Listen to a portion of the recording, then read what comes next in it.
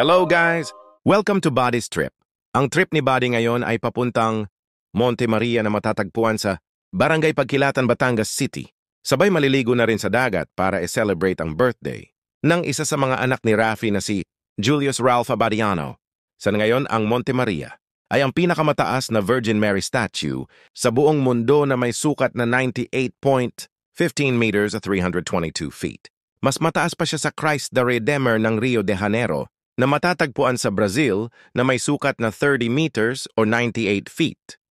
Bago kami umakyat ng Monte Maria Shrine, ay dumaan muna kami dito sa glass walk na matatagpuan sa taas ng building kung saan dito sa second floor, makikita natin ang buong plano ng Monte Maria. Marami pa palang itatayo tulad ng mga hotel sa palibot. Itong glass walk ay bukod pa sa Miracle Glass Walk, yung parang hanging bridge, na papuntang dagat. Dahil sa ngayon wala pa silang permit para buksan ito sa publiko. Dito sa glass walk, ingat lang tayo lalo na pag may kasama tayong mga bata kasi walang harang ang palibot, baka sila ay madulas at mahulog. At sa mga babae, para maging comfortable ang inyong paglalakad, huwag na lang kayong magsuot ng palda kapag kayo ay aakyat dito kasi literal na salamin ng paglalakaran makikita ang ating reflection.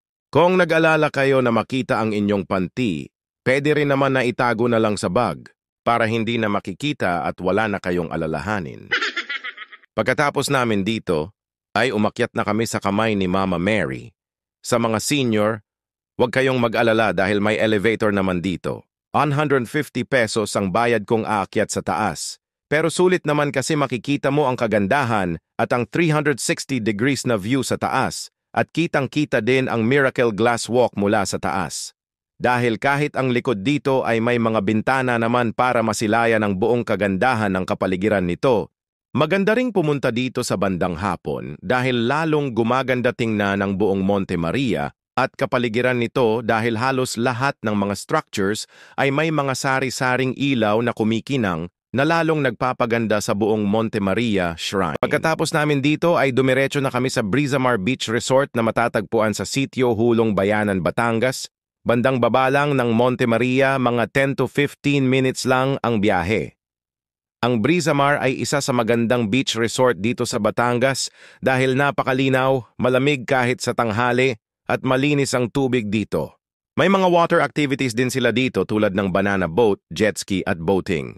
Ito ay halos tapat lang din sa isla ng Verde Island. Ingat lang tayo dito o magsuot na ng aqua shoes dahil mabato ang dalampasigan nito.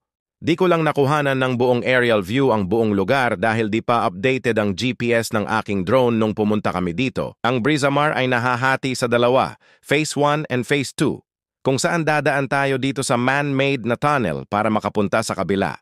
Buksan na lang natin ang flashlight ng cellphone kung dadaan tayo kasi medyo madilim. Ang entrance fee simula ngayong April 1, 2025 ay 100 para sa mga bata at 150 pesos naman para sa mga matatanda. Ang rate naman ng mga cottages ay simula sa 700 for 4 packs para sa tables. Ang kinuha namin ay open nipa na good for 10 packs for 2,500 pesos with free entrance.